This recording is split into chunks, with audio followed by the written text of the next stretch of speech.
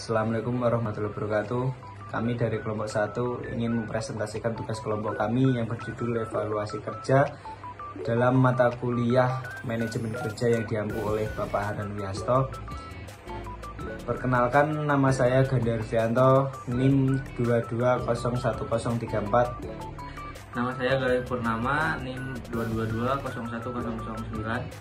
Saya Muhammad Pertama Bestia, NIM 222010008. Saya Tulus Fajar Pangestu, NIM 222011032. Oke, baik, langsung saja kita ke materi. Baik, di sini saya akan menjelaskan tentang evaluasi kerja. Evaluasi kerja adalah proses sistematis yang dilakukan organisasi untuk menilai dan mengevaluasi pencapaian, kemampuan, serta kontribusi karyawan terhadap tujuan perusahaan. Evaluasi ini bertujuan untuk mengidentifikasi kekuatan, kelemahan, dan potensi perkembangan individu, sekaligus memastikan bahwa pekerjaan yang dilakukan sesuai dengan standar dan harapan organisasi.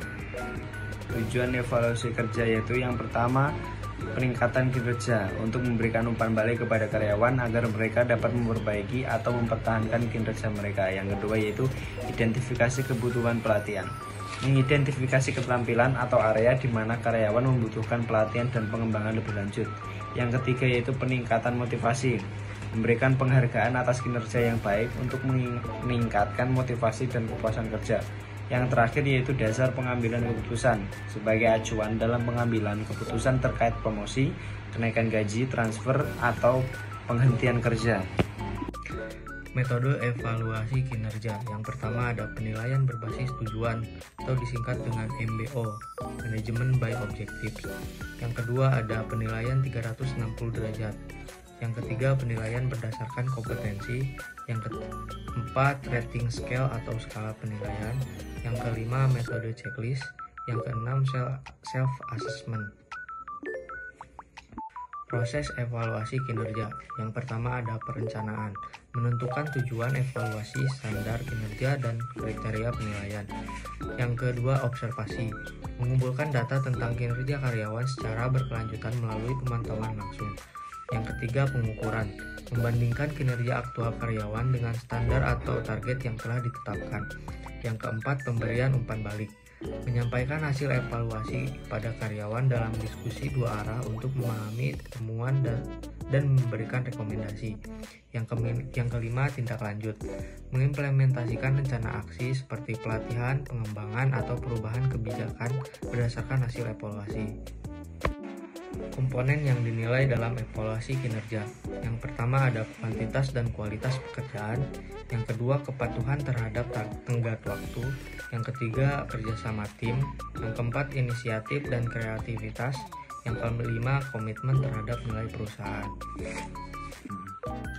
Kendala dalam evaluasi kinerja. Yang pertama, bias penilaian. Bias pribadi dari penilai dapat mempengaruhi objektivitas evaluasi. Dua, kurangnya standar yang jelas. Tanpa standar yang jelas, evaluasi dapat menjadi subjektif. Tiga, kekurangan data akurat. Data yang tidak lengkap atau tidak valid dapat mempengaruhi hasil evaluasi. Empat, komunikasi yang buruk. Jika umpan balik tidak disampaikan dengan baik, karyawan mungkin merasa bingung atau tidak dihargai. Tips untuk evaluasi kinerja yang efektif. Yang pertama, tentukan tujuan yang jelas. Yang kedua, lakukan secara berkala. Yang ketiga, berikan umpan balik yang konstruktif. Yang keempat, gunakan alat evaluasi yang tepat. Yang kelima, libatkan karyawan dalam proses. Baik, jadi kesimpulan materi evaluasi kinerja yaitu evaluasi kinerja yang dilakukan dengan baik dapat menjadi alat penting untuk meningkatkan produktivitas, kepuasan kerja, dan keberhasilan organisasi secara keseluruhan. Pastikan prosesnya transparan, adil, dan berbasis data untuk mencapai hasil yang optimal. Terima kasih.